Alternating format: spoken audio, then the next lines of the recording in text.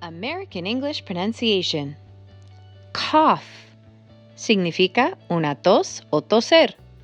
Se ve difícil de pronunciar, pero no lo es. Cough. La C suena con mucho aire. K. Y la G y la H suenan como una F. Cough. Cough. Síguenos para más tips de pronunciación y sigue practicando.